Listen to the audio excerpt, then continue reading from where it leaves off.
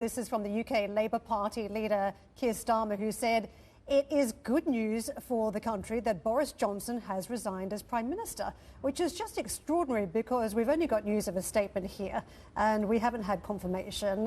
Steve, can I bring you back in on this? It doesn't feel like election night where if a leader is resigning, he calls around and tells other people what's happening. So it is extraordinary, isn't it, that Keir Starmer has made that comment at this stage? Yeah, just remind me again of, Karen, there's a lot of noise down here, what Keir Starmer exactly said, because of course this is the man who's in the spotlight himself and could be under a lot of pressure from the South Durham police as well if he's fined. So he's in a very interesting position as well. Yeah, I'll just say the statement again. It is good news for the country that Boris Johnson has resigned as Prime Minister.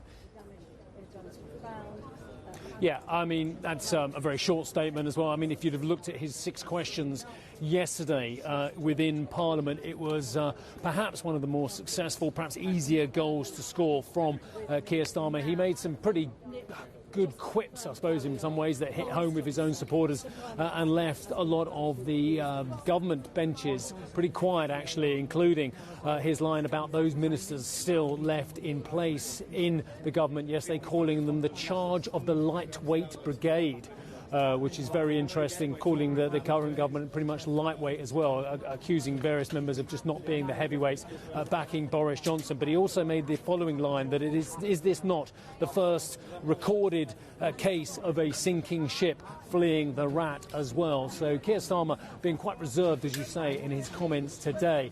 Reserved in the fact that I'm sure that regardless of what happens in the next couple of minutes, next couple of hours or so, he, of course, is steadfastly against whoever were to take over as well. A lot of the former allies of Boris Johnson who will be vying for the role of next Prime Minister. And we can talk about the process, if you like, a little bit later on of how that's going to happen. And it's an elongated process, that as well. He will be trying to get them to have a swift general election, it would seem, because as much as Boris Johnson has previously said, look, if you get rid of me, you need to have a general election. You do not have to have a general election in this country until January 2025.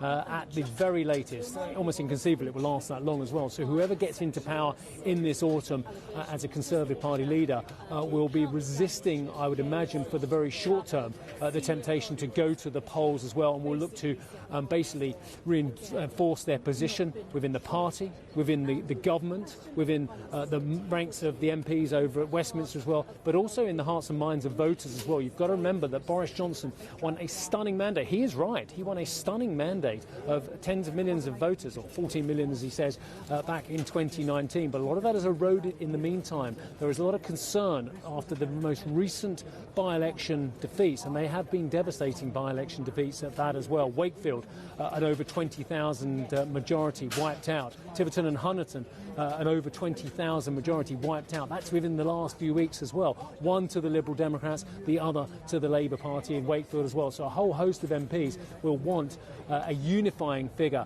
as the next Prime Minister. But in terms of a general election, yes, the opposition parties would like to seize their moment whilst there is chaos in the Conservative ranks. But in terms of what the new leader will want in the autumn when he or she takes on that position as well, they're going to want a period to bed themselves in, because let us not forget that Boris Johnson is the biggest beast in the Conservative Party, the biggest beast in British politics perhaps over this century so far.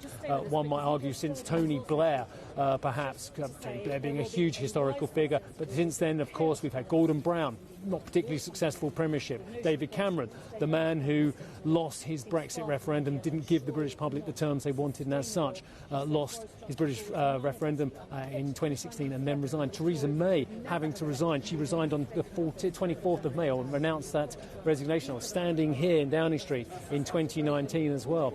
So, of course, it's been a whole host of Prime Ministers who have not ended their premiership on the terms that they wanted. Boris Johnson, one of the shortest surviving Prime Ministers in British political history. I think he's the 35th longest tenure as well, nowhere near what he would like to have achieved. Only a week ago, he was talking potentially about lasting into the 2030s.